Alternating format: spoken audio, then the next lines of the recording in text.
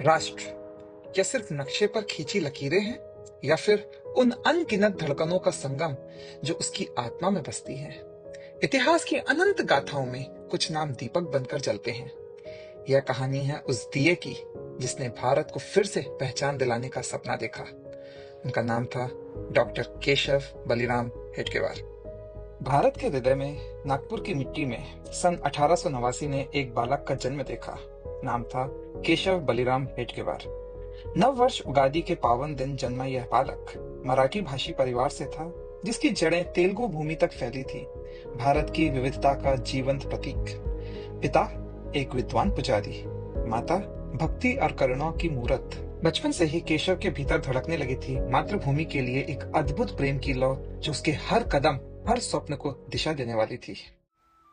एक दिन केशव के स्कूल में बच्चों की आंखों में मिठाई के इंतजार की चमक थी।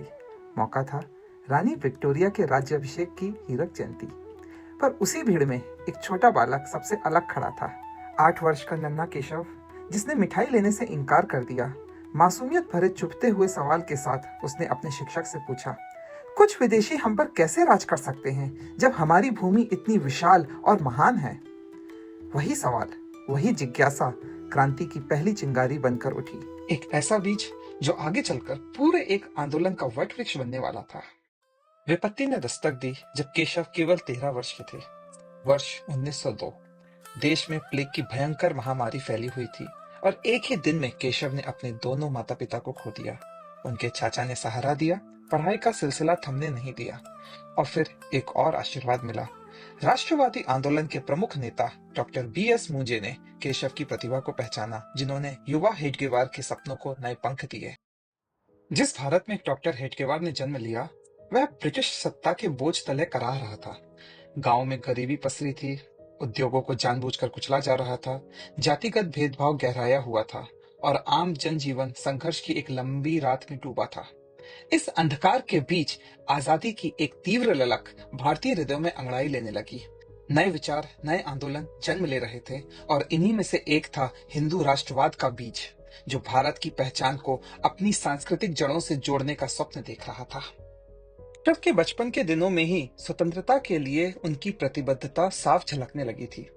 नागपुर के नील सिटी हाई स्कूल में पढ़ते समय ब्रिटिश हुकूमतों के आदेशों की अवहेलना करते हुए उन्होंने गर्व से गाया वंदे मातरम।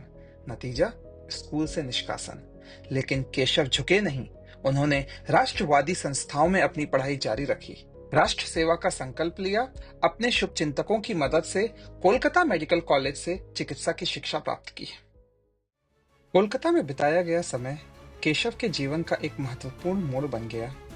मेडिकल की पढ़ाई के साथ साथ वे जुड़े अनुशीलन समिति से, एक क्रांतिकारी संगठन जो बंकिम चंद्र चट्टोपाध्याय की प्रेरणा से सशस्त्र संघर्ष के रास्ते आजादी का सपना देख रहा था। केशव ने भूमिगत साहित्य बांटना शुरू किया और हथियारों को नागपुर के क्रांतिकारियों तक पहुंचाने की जिम्मेदारी संभाली। क्रांतिकारी दुनिया में उनका गुप्त नाम था कोकेन। इन संघर्षों ने केशव को संगठन की शक्ति, अनुशासन और एकता का गहरा सबक दिया, वह सबक जो आगे चलकर भारत को जागृत करने का आधार बना। डॉक्टर हेडगेवार ने अपनी मेडिकल शिक्षा और 1 साल की अप्रेंटिसशिप पूरी की। 1917 में एक योग चिकित्सक के रूप में वे नागपुर लौटे, लेकिन जीवन के इस सुनहरे अवसर के बावजूद उनका दिल किसी और राह पर था, एक नई दिशा, राष्ट्र सेवा की राह। 1920 के दशक में वे भारतीय राष्ट्रीय कांग्रेस से जुड़ गए और 1922 में प्रांतीय कांग्रेस के संयुक्त सचिव बने। उन्होंने हिंदुस्तानी सेवा दल में भी हिस्सा लिया, राष्ट्रभक्ति और सेवा के अपने मिशन को और मजबूत किया।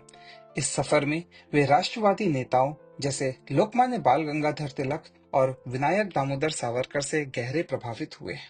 परंतु कांग्रेस के साथ डॉक्टर हेडगेवार का सफर लंबा नहीं चला। धीरे धीरे वे कांग्रेस की नीतियों से निराश हो गए। उन्हें लगा कि महात्मा गांधी जैसे नेताओं का सिर्फ कुछ आंदोलन पर जोर देना और हिंदू समाज के मुद्दों की अनदेखी करना देश की असली आजादी की राह में बाधा बन रहा था। कांग्रेस के स्वयंसेवक दल में अनुशासन और संगठन की भी कमी थी। इन्हीं कारणों से डॉक्टर हेडगेवार ने तय किया, हिंदू समाज को संगठित करने के लिए एक स्वतंत्र संगठन की आवश्यकता है। डॉक्टर हेडगेवार का राष्ट्र निर्माण का सपना आसान नहीं था। 1921 में असहयोग आंदोलन के दौरान अंग्रेजों ने उन्हें राजद्रोह के आरोप में 1 वर्ष के लिए जेल भेज दिया। लेकिन सलाखों के पीछे भी उनका जोश जरा भी कम न हुआ। वहां भी उन्होंने हिंदू एकता का संदेश फैलाया। हर कठिनाई ने उनके संकल्प को और मजबूत किया। एक संगठित, अनुशासित और गर्वित हिंदू समाज का सपना, जिसने आगे चलकर राष्ट्रीय स्वयंसेवक संघ को जन्म दिया। सन 1925 विजयदशमी का पावन दिन।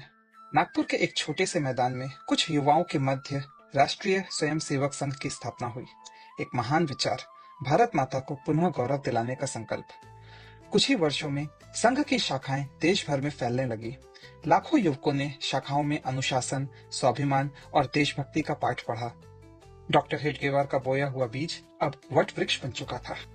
सन 1940 में डॉक्टर केशव बलिराम हेडगेवार ने अपने नश्वर शरीर का त्याग किया, किंतु उनका विचार, उनका संकल्प आज भी जीवित है। उनकी जीवन गाथा हमें यही सिखाती है कि छोटे छोटे प्रयास यदि निष्ठा से किए जाएं तो इतिहास गढ़ सकते हैं। डॉक्टर हेडगेवार द्वारा स्थापित राष्ट्रीय स्वयंसेवक संघ आरएसएस ने भारत पर गहरा और बहुआयामी प्रभाव डाला है।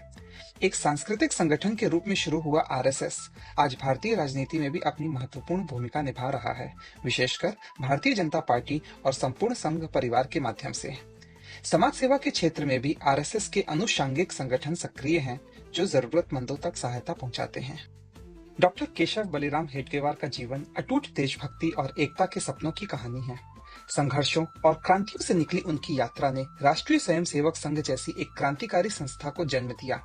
आज भी उनका जीवन हमें सिखाता है कि सांस्कृतिक गर्व, एकता और अडिग संकल्प से ही हम अपने सपनों का भारत गढ़ सकते हैं। आइए हम भी उस भारत के निर्माण में अपना योगदान दें, जहां हर सपना खुले आसमान में उड़ सके।